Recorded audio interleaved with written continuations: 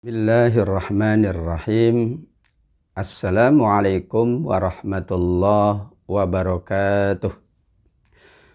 Alhamdulillahi rabbil alamin. Wabihi nasta'in ala umurid dunya waddin. Wassalatu wassalamu ala ashrafil anbiya wa sayyidil mursalin.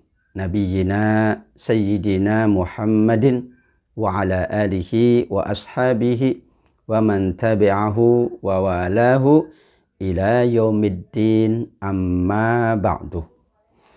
Alhamdulillah, kita sangat bersyukur Allah hadirkan kembali Sayyidul Ayyam, hari termulia sepanjang zaman, hari Jumat.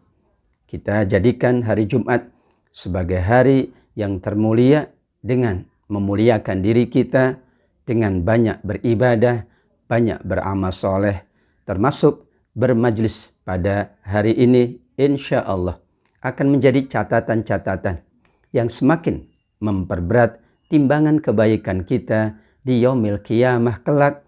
Amin ya rabbal alamin. Salawat dan salam kita sampaikan kepada Rasulullah Muhammad sallallahu alaihi wasallam. Kita hadirkan terus ungkapan salawat dan salam. Kita terus menerus pula berusaha mengikuti, meneladani dan mengamalkan semua tuntunannya.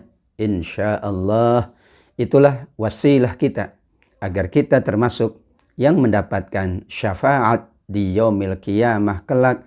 Amin ya rabbal alamin.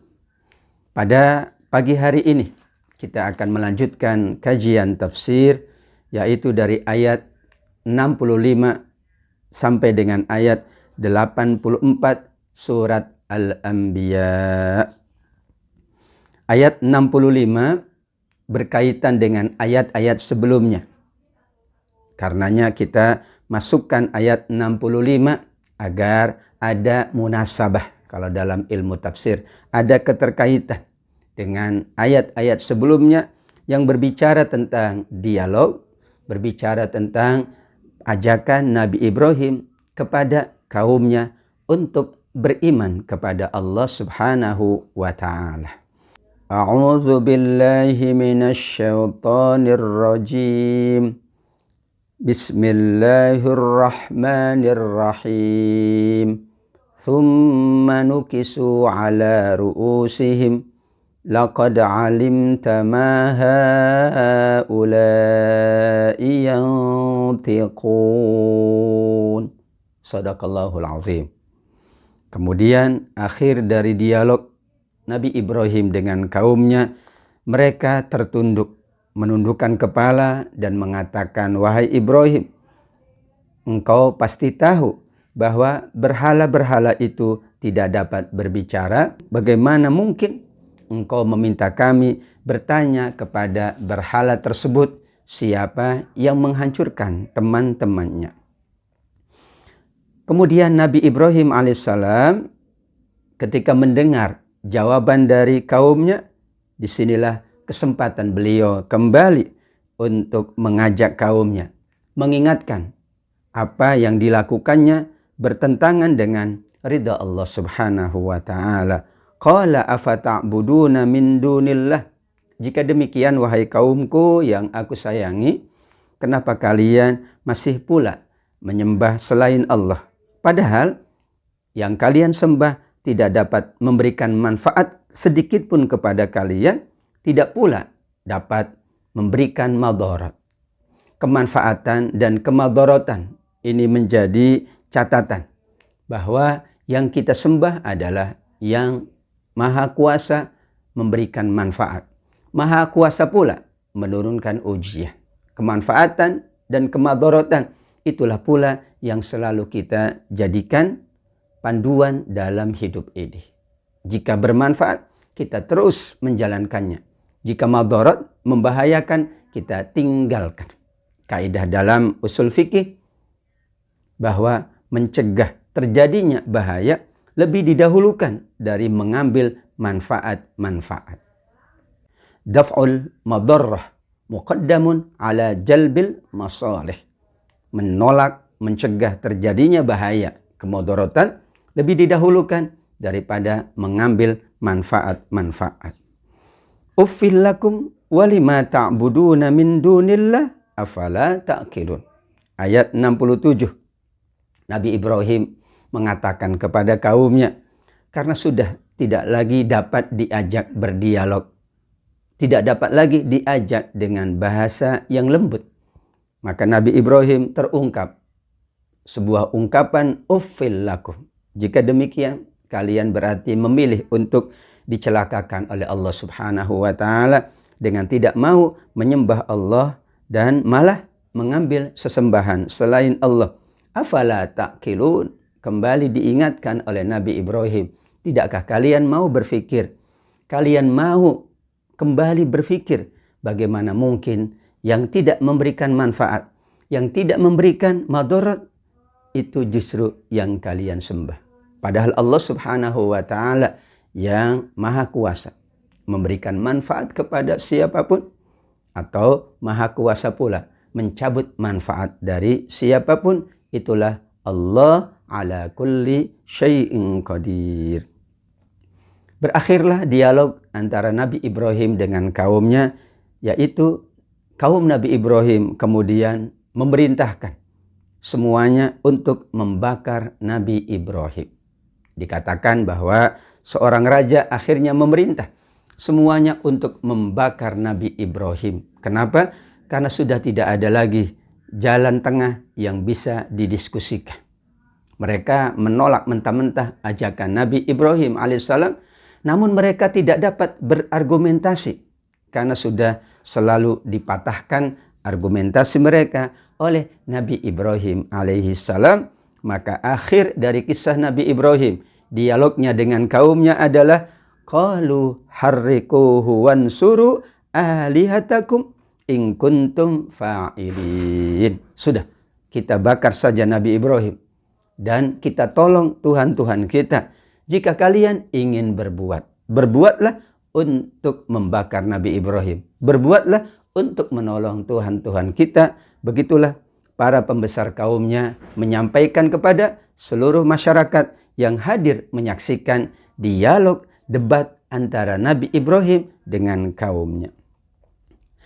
Akhirnya Nabi Ibrahim alaihissalam juga tidak dapat berkata apa-apa. Ia siap dibakar oleh kaumnya dengan penuh kesabaran, dengan tawakal kepada Allah Subhanahu wa taala, sehingga diriwayatkan dalam hadis Bukhari rahimahullah, Nabi Ibrahim hina ulqiya finnar qala hasbiyallah. Ketika ia dilemparkan ke dalam api oleh masyarakatnya, oleh kaumnya, Nabi Ibrahim mengatakan dengan doa yang sangat singkat, hasbiyallah, cukuplah Allah yang menolongku, cukuplah Allah yang melindungiku. Dengan ungkapan yang sangat singkat tadi, maka Allah Subhanahu wa taala memerintahkan kepada api untuk menjadi dingin terhadap Nabi Ibrahim. Qulna ya narukuni bardan wasalaman ala Ibrahim. Kami katakan, kata Allah, wahai api, jadilah kamu dingin untuk Nabi Ibrahim, dan jadilah kamu memberikan keselamatan atas Nabi Ibrahim alaihissalam. Allah Subhanahu wa taala maha kuasa, Allah Subhanahu wa taala maha segala-galanya. Api adalah makhluk Allah. Sunnatullahnya, ketetapan Allah, api itu panas, api itu membakar. Namun kalau Allah berkehendak, maka api bisa menjadi dingin. Dinginnya api terhadap Nabi Ibrahim bukan merubah sifat dasar dari api, tapi ini adalah perintah Allah kepada api, dan api adalah makhluk Allah, sehingga api menurut apapun yang diperintahkan oleh Allah Subhanahu wa taala, dan jadilah api itu dingin terhadap Nabi Ibrahim. Mereka melihat tidak ada sedikit pun dari api tersebut yang membakar Nabi Ibrahim, dan mereka terkejut. Namun tetap saja mereka tidak mau beriman kepada Allah Subhanahu wa taala. Imam Ibnu Katsir mengkaitkan ayat ini dengan surat Ali Imran. Innan nasa qad jama'u lakum fakhshawhum fazadahum imana wa qalu hasbunallah wa ni'mal wakil. Ketika ada persoalan, ketika kita sudah tidak ada lagi jalan menurut kita untuk selamat, maka kita serahkan kepada Allah dengan kita mengungkapkan ungkapan tasbih, memohon perlindungan kepada Allah, memohon pertolongan kepada Allah yang diajarkan oleh Al-Quran, yang diajarkan oleh hadis Nabi SAW. Hasbunallah wa ni'mal wakil. Cukuplah bagi kami Allah, dan dialah sebaik-baik yang memberikan pertolongan, yang memberikan perlindungan. Dengan demikian insya Allah, sebagaimana yang terjadi pada Nabi Ibrahim akan terjadi pula pada semua hamba-hamba Allah, dengan syarat yakin dengan pertolongan Allah, hanya berserah diri kepada Allah, hanya bertawakal kepada Allah subhanahu wa ta'ala. Ayat 70, wa aradu bihi kaidan faja'alnahumul akhsarin. Inilah konklusinya, inilah kesimpulannya. Mereka hendak mencelakakan Nabi Ibrahim, membuat tipu daya, tapi Allah jadikan mereka merugi dengan tipu dayanya, merugi dengan niatan untuk mencelakakan Nabi Ibrahim, karena Nabi Ibrahim diselamatkan oleh Allah subhanahu wa ta'ala. Setelah diselamatkan, maka Nabi Ibrahim berpindah ke negeri Syam, negeri yang penuh dengan keberkahan dari Allah subhanahu wa ta'ala. Wa najaynahu wa lutan ilal ardil lati barakna fiha lil alamin. Dan kami selamatkan Nabi Ibrahim dan juga Nabi Lut alaihi wassalam ke sebuah negeri yang itu penuh dengan keberkahan bagi seluruh alam. Dikatakan oleh para ulama, negeri yang dimaksud adalah Syam. Ada yang mengatakan negeri yang dimaksud adalah Palestina. Keduanya, baik Nabi Ibrahim maupun Nabi Lut, diselamatkan dari kaumnya ke negeri tersebut. Nabi Ibrahim diselamatkan dari upaya membakarnya oleh kaumnya. Nabi Lut pula diselamatkan oleh Allah saat Allah membinasakan kaumnya yang berbuat homoseksual. Begitulah Allah kaitkan Nabi Ibrahim dengan Nabi Lut karena berada dalam satu masa. Dalam beberapa ayat memang disebutkan riwayat keduanya atau kisah keduanya. Fa'amana lahu Lut wa qala inni muhajirun ila rabbi. Maka Lut beriman sebagaimana yang diimani oleh Nabi Ibrahim. Dan kemudian ia pula berhijrah ke negeri Syam karena kaumnya tidak mau beriman kepada Allah. Nabi Ibrahim dan Nabi Lut memang pada satu masa mereka diperintah oleh Allah untuk mengajak kaumnya. Berbeda antara kaum Nabi Ibrahim, berbeda pula dengan kaum Nabi Lut alaihi wassalam. Dan saat Allah perintahkan Jibril untuk menghancurkan negeri kaum Nabi Lut alaihi salam, malaikat Jibril terlebih dahulu datang kepada Nabi Ibrahim. Dan Nabi Ibrahim meminta agar jangan dibinasakan kampungnya Nabi Lut alaihi salam. Tapi Allah subhanahu wa ta'ala ingin menunjukkan kemahakuasaannya, ingin menunjukkan bahwa siapapun yang ingkar, yang durhaka akan mendapatkan hukuman yang setimpal dari Allah subhanahu wa ta'ala. Keterkaitan antara Nabi Ibrahim dan Nabi Lut diabadikan oleh Allah di ayat 71, dan kemudian Allah anugerahkan kepada Nabi Ibrahim dua keturunan yang mulia, yaitu Nabi Ishak dan kemudian Nabi Yakub alaihi wassalam sebagai tambahan, dan kedua-duanya wa kullan ja'alna sholihin. Allah jadikan seluruh putra dan keturunan Nabi Ibrahim adalah hamba-hamba Allah yang soleh. Kesolehannya karena mereka dijadikan nabi. Nabi Ismail, Nabi Ishak, Nabi Yakub, seluruhnya adalah nabi. Bahkan semua keturunan dari Nabi Ismail, dari Nabi Ibrahim adalah nabi. Termasuk Nabi akhir zaman, Nabi Muhammad sallallahu alaihi wasallam. Karena mereka semuanya hamba-hamba yang soleh. Mereka semuanya adalah para nabi. Maka Allah sebutkan di ayat 73, kami jadikan semuanya adalah sebagai pemimpin untuk kaumnya. Pemimpin yang mengajak dengan wahyu kami, dengan perintah kami. Kemudian kami pula selalu mengingatkan mereka, memerintah mereka agar mereka menjalankan kebaikan-kebaikan, mendirikan sholat, menunaikan zakat, dan mereka hanya beribadah kepada Allah. Begitulah maksud dari ayat 73 dari surat Al-Anbiya tentang nabi-nabi Allah yang berketurunan dari Nabi Ibrahim alaihissalam. Dengan demikian kata para ulama, berakhir pula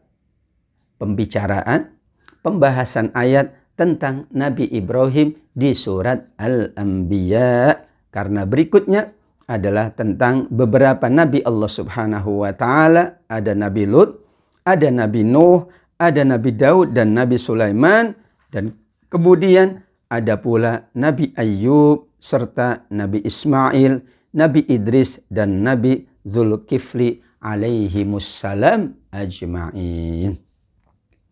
Ayat 73 mengakhiri pembahasan tentang Nabi Ibrahim dan kaumnya. Masuk ayat 74, Allah bahas tentang Nabi Lut alaihissalam. Wa Lutan atainahu hukma wa ilma wa najainahu minal qaryati allati kanat ta'malul khaba'ith innahum kanu qauma sau'in fasiqin. Dan kepada Lut kami berikan hikmah dan ilmu. Kami selamatkan dia dari azab yang telah menimpa penduduk kota yang melakukan perbuatan keji, al-khaba'ith atau al-fahsya. Dalam ayat-ayat yang lain disebutkannya fahisha, fahsya. Di sini Allah menyebutkan khaba'ith. Kedua-duanya maksudnya adalah perbuatan buruk, perbuatan keji, perbuatan tercela, yaitu perbuatan homoseksual. Inilah perbuatan yang sangat keji, perbuatan yang sangat tercela, perbuatan yang sangat kotor, dan perbuatan yang sangat buruk. Fahisha atau khabithah, fawahish atau khaba'ith menunjukkan amat sangat buruk, amat sangat tercela perbuatan tersebut. Itulah perbuatan kaum Nabi Lut.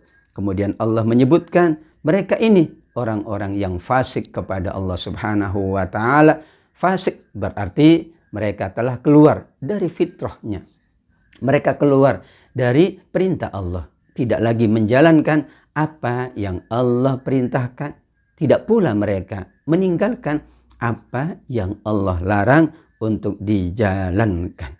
Nabi Lut alaihissalam kemudian Allah masukkan ke dalam rahmat kami dan dia termasuk orang-orang yang saleh. Inilah akhir dari pembahasan tentang Nabi Lut di surat Al-Anbiya. 3 ayat dengan ayat sebelumnya, ayat 71, kemudian ayat 74, dan berakhir di ayat 75. Begitulah Allah Subhanahu wa taala kadang membahas, menceritakan para nabi dengan ayat-ayat yang panjang. Namun kadang Allah Subhanahu wa taala membahas kisah para nabi dengan ayat yang pendek. Namun tentu ada ayat-ayat yang lain yang nanti akan menjelaskan lebih rinci tentang kisah Nabi Lut. Misalnya di surat Al-A'raf, demikian juga di surat Asy-Syu'ara, di berbagai surat-surat yang lain. Namun di surat Al-Anbiya Allah menyebutnya di 3 ayat, namun tidak menafikan ayat-ayat yang lain yang lebih lengkap lagi tentang kisah Nabi Lut bersama kaumnya. Berikutnya adalah kisah Nabi Nuh alaihi salam di 2 ayat juga, ayat 76 sampai dengan ayat 77. Wa Nuhan idh nada min qablu. Dan ingatlah pula Nabi Nuh alaihi salam ketika ia bermohon kepada Allah. Ia berdoa dan kemudian Allah memperkenankan doanya dan menyelamatkan dia serta ahli keluarganya serta mereka yang beriman dari bencana yang sangat besar, yaitu yang kita kenal dengan banjir bandang, banjir yang sangat besar. Nabi Nuh alaihissalam diselamatkan oleh Allah dengan perahu. Mereka yang ikut naik ke dalam perahu diselamatkan. Tapi malangnya anaknya Kan'an tidak mau ikut. Demikian juga istrinya tidak mau ikut. Dan beberapa kaumnya tidak mau ikut.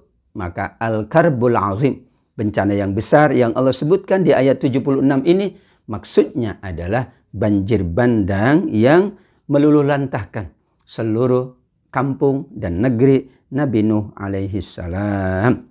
Sedangkan mereka yang beriman Allah selamatkan. Dan kami tolong semua orang-orang yang beriman.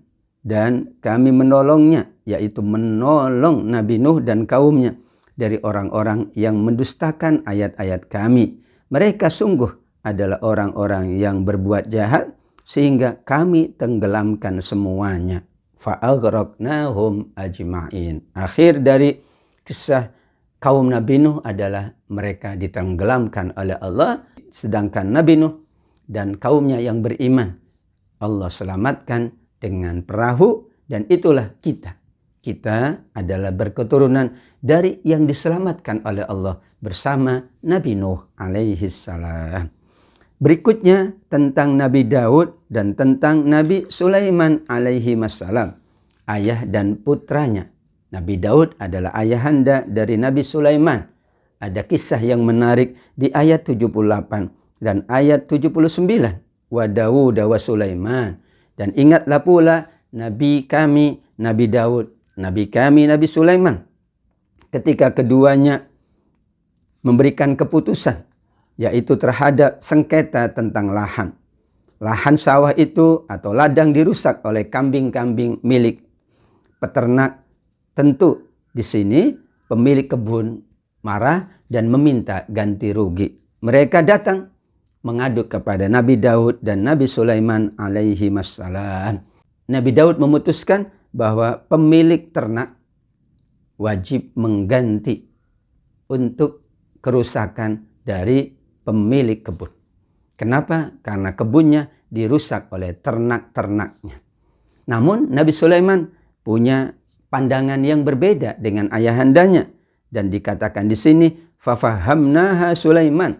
Kami memberikan pemahaman yang lebih, karena keputusan Nabi Sulaiman adalah bahwa peternak itu hendaklah menyerahkan ternaknya kepada pemilik kebun dalam beberapa waktu. Demikian juga pemilik kebun menyerahkan kebunnya kepada peternak dalam beberapa waktu. Menurut riwayat Ibnu Abbas bahwa ada sekelompok kambing telah merusak tanaman pada waktu malam. Pemilik tanaman mengadukan hal ini kepada Nabi Daud. Nabi Daud memutuskan kambing-kambing itu diserahkan kepada pemilik tanaman sebagai ganti tanaman yang rusak. Tetapi Nabi Sulaiman alaihissalam memutuskan yang berbeda. Ia memutuskan agar kambing-kambing itu diserahkan sementara kepada para pemilik tanaman untuk diambil manfaatnya. Dan juga pemilik kambing diharuskan mengganti tanaman itu dengan tanaman yang baru. Apabila tanaman yang baru itu telah dapat diambil hasilnya, pemilik kambing itu boleh mengambil kambingnya kembali. Dan itulah keputusan yang tidak merugikan, baik itu pemilik kambing maupun pemilik kebun. Kedua-duanya mendapatkan keuntungan, karena kebun yang rusak, tanaman yang rusak diganti oleh pemilik ternak. Pemilik kambing pula mendapatkan banyak keuntungan, karena ia menanam dan mendapatkan keuntungan dari tanamannya.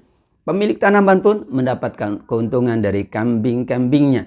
Dan ketika keduanya sudah selesai berdamai, maka itulah keputusan yang terbaik. Sehingga Allah Subhanahu wa taala menyebutkan di ayat 79, fafahamnaha Sulaiman. Kami memberikan pemahaman yang lebih kepada Nabi Sulaiman tentang keputusan yang lebih tepat. Namun masing-masing, kata Allah, diberikan hikmah dan ilmu. Kemudian Allah Subhanahu wa taala anugerahkan kepada Nabi Daud satu anugerah mukjizat yang luar biasa. Kami tundukkan gunung-gunung dan burung-burung, semua bertasbih bersama Nabi Daud alaihi salam. Bahkan disinilah suara Nabi Daud yang amat sangat merdu. Ketika Nabi Daud bertasbih dalam riwayat, maka burung-burung ikut bertasbih. Dan mereka mendengar lantunan tasbih yang sangat merdu dari Nabi Daud alaihissalam.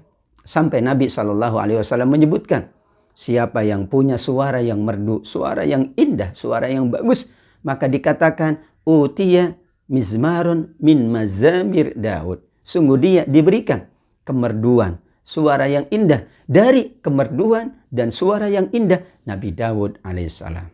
Artinya jika dibandingkan, suara yang indah siapapun suara yang merdu siapapun tidak akan mengalahkan suara merdu, suara indahnya Nabi Daud alaihissalam, dan itu digunakan untuk bertasbih.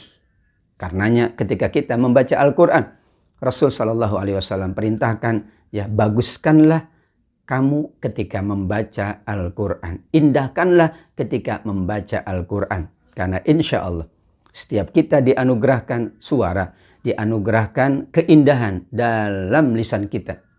Keindahan itu kita gunakan untuk membaca Al-Quran, mengaji Al-Quran, atau melantunkan kalimat thayyibah, kalimat sholawat, kalimat zikir, dan lain sebagainya, agar kita termasuk yang dicintai, disukai oleh Allah Subhanahu wa ta'ala, sebagaimana Nabi Daud alaihi salam.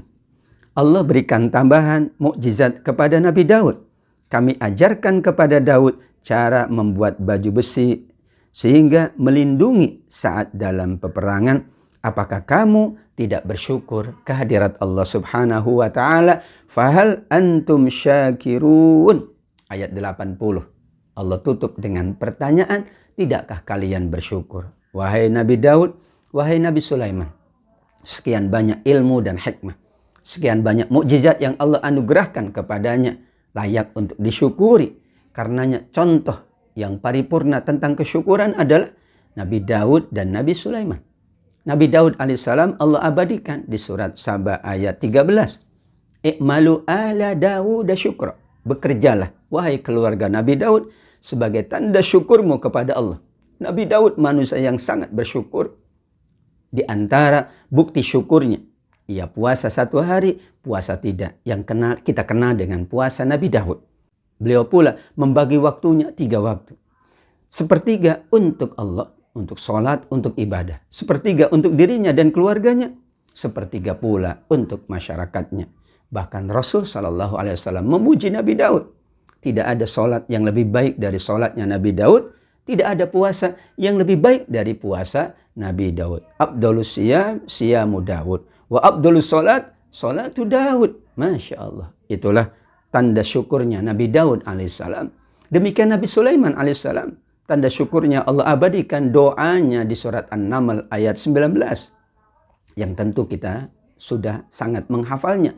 Rabbi auzi'ni an ashkura ni'mataka allati an'amta alayya wa ala walidayya wa an a'mala salihan tardah wa adkhilni bi rahmatika fi ibadikas salihin. Ya Allah, berikanlah ilham, kekuatan untuk aku mampu mensyukuri nikmat-Mu dan juga nikmat yang Kau anugerahkan kepada kedua orang tuaku, dan kuatkanlah aku untuk selalu beramal soleh, dan golongkanlah aku bersama golongan orang-orang yang solihin. Amin ya rabbal alamin. Berikutnya ayat 81, Allah juga ingatkan tentang anugerah mukjizat kepada Nabi Sulaiman alaihissalam.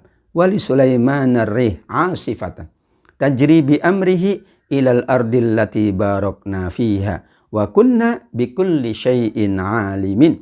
Dan kami tundukkan untuk Nabi Sulaiman angin yang sangat kencang tiupannya, menghembus sesuai dengan perintah dari Nabi Sulaiman ke negeri yang kami berkahi, dan Allah Maha mengetahui segala sesuatu. Angin dapat diperintah oleh Nabi Sulaiman dengan izin Allah. Jika ingin menghembus ke sebelah kiri, Nabi Sulaiman perintahkan. Kalau ke sebelah kanan, Nabi Sulaiman tinggal perintahkan. Namun ini bukti bahwa kemukjizatan adalah kemuliaan Nabi.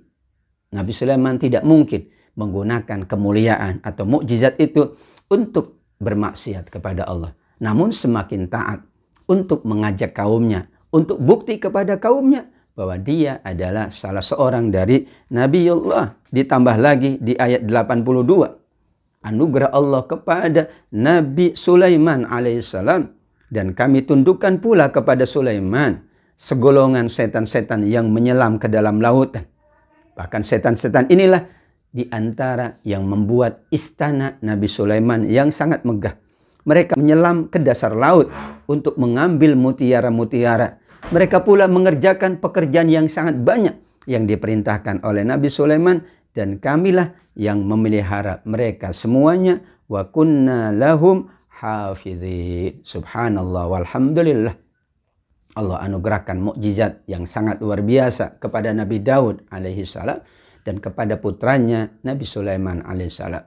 Namun dengan mukjizat, dengan anugerah yang luar biasa inilah mereka semakin taat kepada Allah dan mengajak kaumnya dengan lebih mudah. Dan akhirnya kalau dalam kisah Nabi Sulaiman, Balqis pun beriman kepada Allah dengan perantara Nabi Sulaiman alaihissalam. Kemewahannya, hartanya yang melimpah, kerajaannya yang sangat megah adalah sarana agar kemudian kaumnya beriman kepada Allah Subhanahu wa taala yang didahului oleh Balqis. Ketika Ratu Balqis beriman, maka semua kaumnya, semua rakyatnya beriman kepada Allah Subhanahu wa taala melalui Nabi Sulaiman alaihissalam. Ayat 82 mengakhiri kisah Nabi Daud dan Nabi Sulaiman alaihi wassalam, dan kedua-duanya Allah abadikan di berbagai ayat yang lain, di berbagai surat yang lain. Tapi di surat Al-Anbiya ini tentang Nabi Daud dan Nabi Sulaiman ada di ayat 78 sampai dengan ayat 82.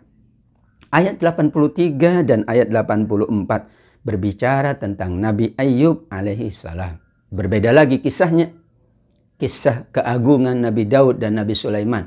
Kisah beberapa mukjizat untuk keduanya berbanding terbalik dengan kisah Nabi Ayub alaihissalam. Allah uji Nabi Ayub dengan ujian yang sangat berat. Ujiannya adalah ujian sakit yang waktunya berlangsung lama. Ada yang mengatakan 7 tahun. Imam Hasan Al-Basri mengatakan 17 tahun. Yang jelas waktu yang sangat panjang. Dalam keadaan sakit ini tidak mudah bagi siapapun. Belum lagi Nabi Ayub alaihissalam tidak hanya diuji dengan sakit, tapi sebelumnya seluruh keluarganya yaitu anak-anaknya meninggal dunia. Hartanya, kebunnya, tanamannya semuanya hancur binasa. Tidak ada tersisa sedikit pun.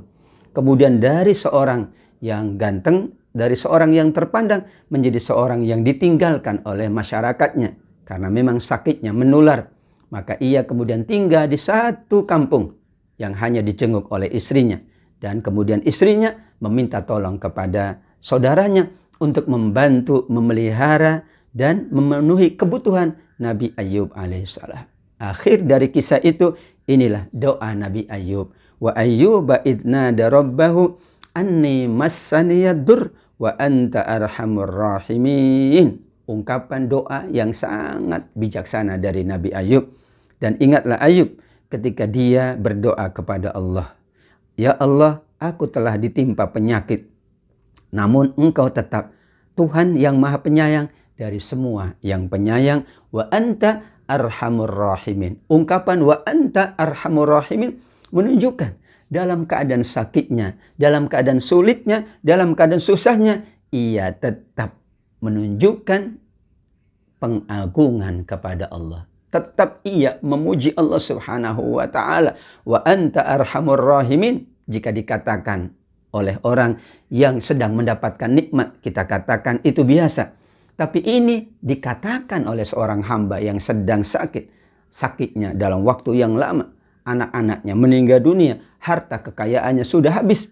Bagaimana mungkin kalau bukan oleh Nabi Ayub yang sangat sabar. Bahkan kesabarannya itulah yang tetap beliau beribadah kepada Allah. Sehingga dalam riwayat dikatakan tidak tersisa dari tubuh Nabi Daud. Semuanya terkena penyakit kecuali lisannya untuk bertasbih, untuk berzikir, mengingat Allah, untuk melantunkan kalimat thayyibah, dan hatinya yang digunakan untuk selalu husnudzon, yakin dengan Allah, tawakal dengan Allah. Ia berusaha sabar dengan seluruhnya apa yang Allah tetapkan untuk dirinya. Maka ia berdoa di akhir waktu itu. Karena dalam riwayat istrinya ketika melihat suaminya begitu berat dengan sakitnya, begitu berat ia menyendiri, maka ia meminta kepada suaminya untuk segera memohon kepada Allah. Wahai suamiku, berdoalah kepada Allah agar Allah sembuhkan penyakitmu. Tapi apa kata Nabi Ayub? Wahai istriku, Allah sehatkan aku selama 70 tahun.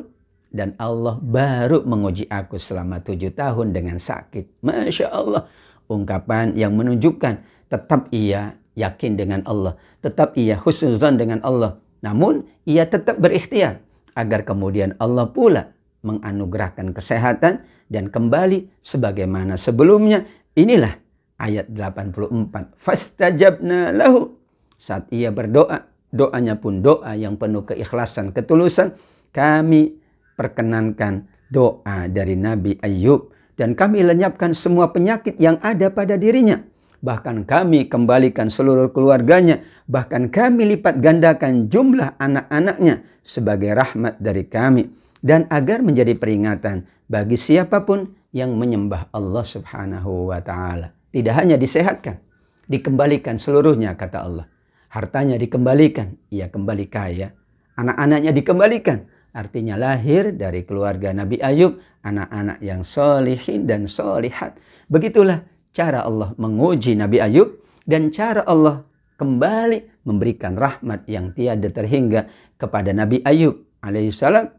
Sadaqallah, dengan ungkapan doa Nabi Ayub, wa anta arhamur rahimin, Allah kabulkan. Bukti rahmat Allah. Bukti Allah maha rahmat, maha rahim, maha rahman adalah semua yang dibutuhkan oleh Nabi Ayub dikembalikan kepadanya. Semua yang menunjukkan ketaatannya dikembalikan kepadanya. Dan begitulah cara kita saat diuji oleh Allah. Kita sangat yakin semuanya pasti ada akhirnya. Namun kita selalu berharap, bermunajat, berdoa kepada Allah dengan menunjukkan kesolehan kita, ibadah kita, amal soleh kita. Bukan semakin kita jauh dari Allah, apalagi sampai suudzon dengan Allah, menyalahkan Allah dan lain sebagainya. Na'udzubillahi min zalik. Kisah ini kata Allah subhanahu wa ta'ala adalah pelajaran bagi siapapun yang hanya beribadah kepada Allah. Berarti pelajaran bagi kita semuanya.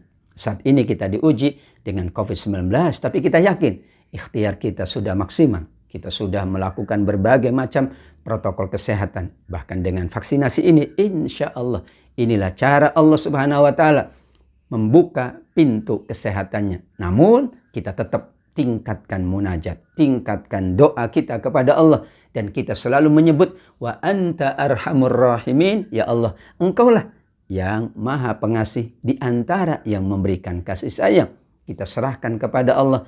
Namun kita sangat yakin bahwa COVID-19 ini akan berakhir dari dunia, dari muka bumi Allah subhanahu wa ta'ala dengan izin Allah tentunya. Amin ya rabbal alamin. Mudah-mudahan jemaah yang mengikuti majelis ini, majelis tafsir ini, yang diinisiasi, yang diprakarsai oleh ibu-ibu di Majelis Ta'lim Al-Kautsar, khususnya para pengurus Majelis Ta'lim Al-Kautsar, Ibu Ketua, mudah-mudahan kita semuanya yang selalu mensupport kebaikan, yang selalu memberikan sarana-sarana kebaikan kepada yang lain, ini akan menjadi amal jariyah, investasi yang nanti keuntungannya, yang nanti pahalanya terus mengalir tidak berhenti, yang nanti kita mendapatkan hasilnya, buahnya dari Allah. Buahnya adalah jariyah, pahala jariyah. Buahnya adalah lipat ganda pahala. Buahnya adalah ampunan Allah. Buahnya adalah insya Allah surga Allah subhanahu wa ta'ala.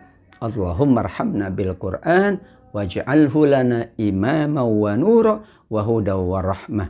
Allahumma dzakirna minhu ma nusina wa 'allimna minhu ma jahilna warzuqna tilawatahu ana al-laili wa atrafan nahar 'ala al-wajhi alladhi yurdika 'anna ya rabbal alamin. Demikian, terima kasih dan mohon maaf kepada semuanya. Jazakumullah khair atas kebersamaannya. Insyaallah kita akan lanjutkan di lain kesempatan. Wallahu a'lam bishawab. Aqulu qouli hadza wa astaghfirullah li wa lakum wa li jami'il muslimina wal muslimat fastaghfiruh innahu huwal ghafurur rahim. Wassalamualaikum warahmatullahi wabarakatuh.